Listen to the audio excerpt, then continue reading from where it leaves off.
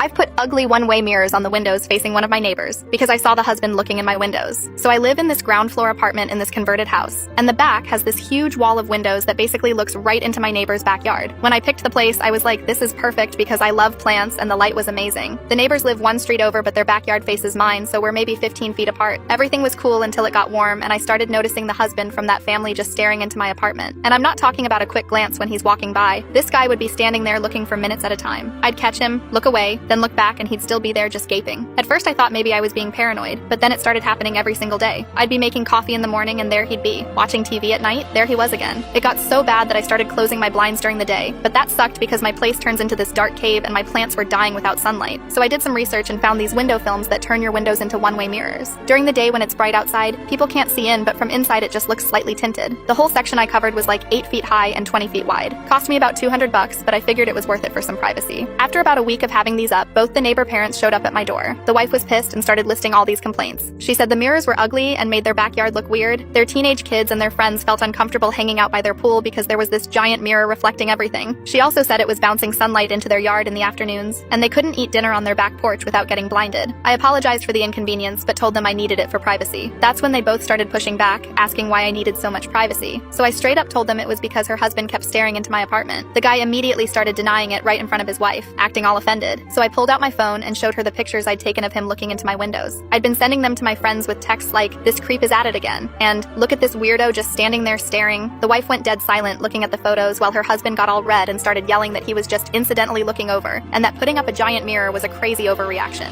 I told them I wanted to keep the mirrors up and that this whole situation could have been avoided if he just minded his own business. The wife didn't say anything else, but you could tell she was mortified. A few days later, my landlord called me saying the neighbors had complained about the mirrors. When I explained the situation and showed him the photos, he just laughed and said as long as I wasn't damaging the property, he didn't care what I put on the windows. The funny thing is, after that confrontation, I noticed the husband now goes out of his way to not even look in the direction of my apartment. Mission accomplished, I guess. The mirrors are still up and my plants are thriving.